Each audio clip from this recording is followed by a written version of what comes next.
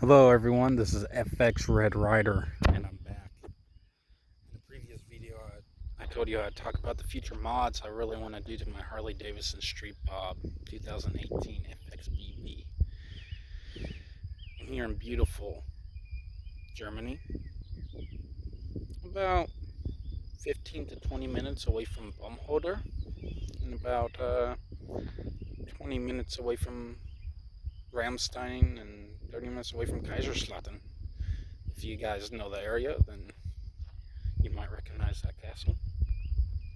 It's a beautiful place to ride.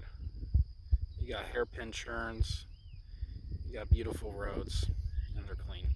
It's just an awesome place to ride. Well, anyways, enough of that, folks. Let's get down to the meat of the content. Let's get to the bread and butter. This is my 2018 Fxbb. If you watched my previous video, you know all the mods I did, but I'll go over them real quick again. Starting with the most basic mods, I put on a new Valston cap, chrome. They were $2, front and back, not bad. $2 altogether. This is a vinyl covering the fork tubes, black it out a little bit more, make it a little more slick. Those were like 10 to $12. Then we got the Rogue Rider Industries. LEDs, fantastic. They light up white, and then when you turn the blinker on, they turn to yellow. Then we got the mini ovals by Arlen Ness. Awesome mirrors.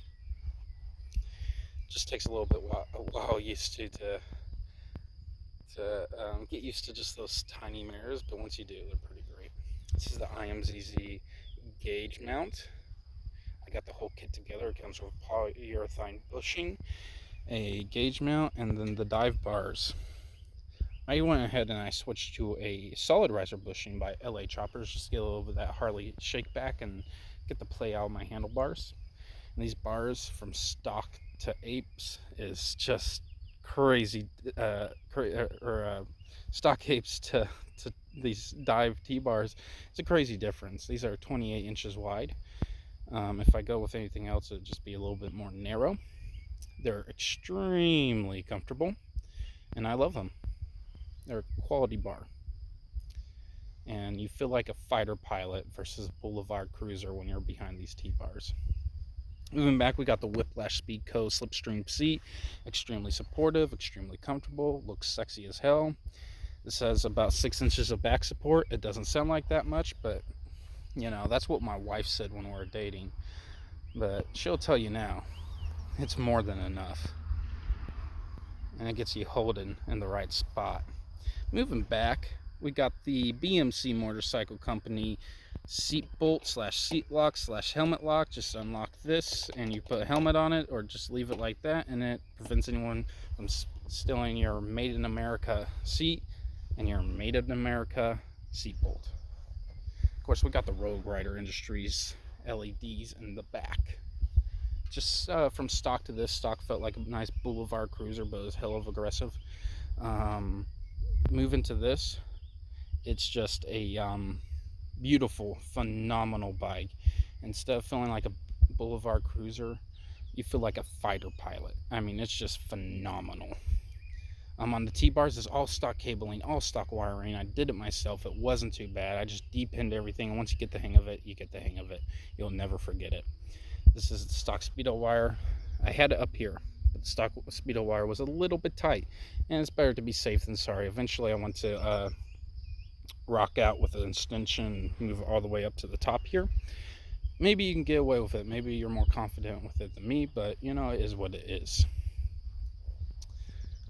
From stock, like I said, it felt like a boulevard cruiser with a lot of aggression. It's a really nice bike, you know. It's got anger issues, especially in the low end. But moving to this setup with the Whiplash Speedco, with the support and the sleek look and these T-bars and these Orlen Sands Design traction grips, it just changes the bike completely, guys. It goes to fighter pilot mode.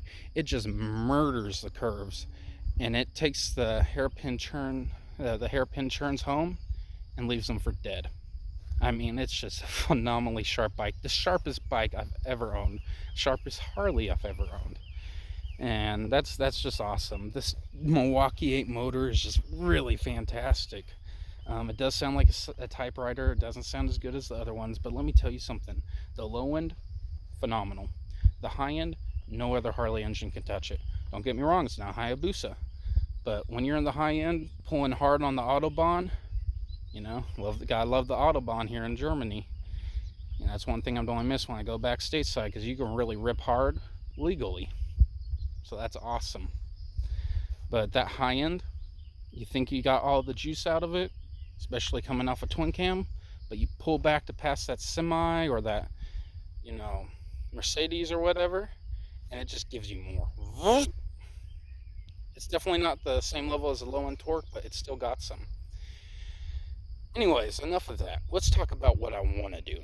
What I want to do is a stage 1 and stage 2, possibly a stage 3. For the stage 1, I'm thinking about going either with the Nostalgia air intake from S&S or the Mini Teardrop air intake from S&S, or a third one, the Harley Davidson one that comes out like this. I forgot what it's called now, of course, but I'm thinking about going with that one. For exhaust, I'm in between 5. I want to get the Vance & Hine long shots, or the Two Brothers Racing exhaust, or a Thunderheader, or the Reinhardt 2-into-1, or I've been looking at some custom companies. I like the way the horsepower incorporated exhaust looks. It's a great look. Sounds great. For the cam, I'm either going to go with a Harley Davidson torque cam or an S&S 475G gear cam, just drop it in and forget about it. Don't worry about any chain time cam tensioner. I mean, seriously, guys, I was in Arizona. I was running from Colorado to California and back, and when I was coming back through Arizona, my chain tensioner broke, and it took me a minute to realize what was happening, and the engine seized up, and I was in Arizona, and my home's in Colorado, and I'm screwed. So I had to rent a Ford Excursion, get a trailer, hook it up, haul it back. It is what it is, but you put a gear in there, you don't have to worry about it, or if you keep up with the regular maintenance, you won't have to worry about it. I got the bike secondhand with a lot of miles on it. Wasn't aware what had been done or what hadn't been done. I wasn't about to pay Harley Davidson $1,000 to look over everything. Anyways, I want to move to wheels. Everyone's going to lowrider wheels.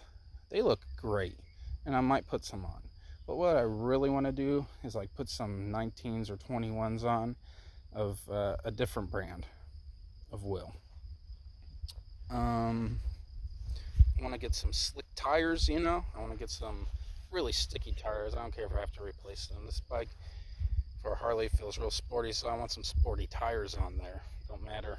I'm going to do some long riding, so it don't really matter to me if I have to replace them sooner. Of course, I want a derby cover. I'm thinking about going with a black and gold Trans Am style paint scheme, but instead of the Screaming Chicken or the Firebird on here, I'm thinking about going with the Harley Davidson Eagle, clutching the shield and bar. I think that would look pretty badass, personally. And then I'd powder coat all the stuff that comes stock chrome.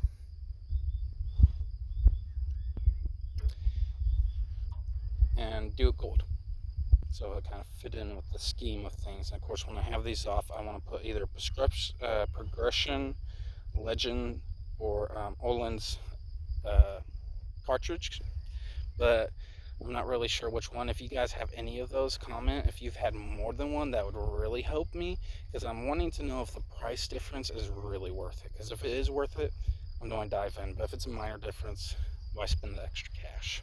Unless you're really trying to wring the bike out. For stage 3, I'm either going to go with an S&S or a Harley stage 3. I want to get some Screaming Eagle spark plug wires. I want to get some pegs that I don't Scrape, I'm in between 3 right now. I'm in between the Thrash and Supply P52 or P54, I forget which one it's called, or the Boosted Brad floorboard peg. I love the look, I love the comfort, but I'm not sure about how good it is for clearance. That's my only thing. Or MX style foot peg. Let me know what you're walking and how you like it. That might help me make my decision. Moving back, I'm gonna get the Imzz full fender, and now I get the taillight with the turn signals into it. And I take these guys. I won't eliminate them, but I would get the little miniature blinkers. You know, I want to get a little sissy bar by Imzz. It should come up to about there, and that would help my wife. You know, not complain so much about the ride. You know, and it would help to have my my 80 beer. I just forgot. Builtwell 80 Xfill 80 bag. Just attach it and just go on a long ride. I'm thinking about also getting Thrash and Supply escape bags, but I'm in between those and the the retro FXRT bags, soft bags. If I go with a fairing on the front, which I might, I'm either going to go with the FXRT fairing, which the only thing that makes me hesitant about it is the size of the gas tank. I don't think it'll really fit in. Or the Harley Davidson quarter fairing, the old one or the new one. I love the look of both. I like how the new one has like a kind of a rifle fairing look when you put a taller windshield on it, and I love the curviness of the old one. What else, folks? Oh yeah, I want to upgrade front and back to Lindell brakes. In my dream world, I'd be able to find a Crash Lowrider S softail that was rear-ended or sideswiped or something, where the forks were still straight and good, and I'd switch these forks out. But, you know, that might be hard. Next thing I want to do is put a P-top fender on there, just to shorten it up, clean up the look of the bike, and so I could fit that bigger wheel with those sporty tires on it. What else, folks? Sorry, I'm just trying to think here. Yes, I forget the company. I'm sorry. Oh, Flow. That's right.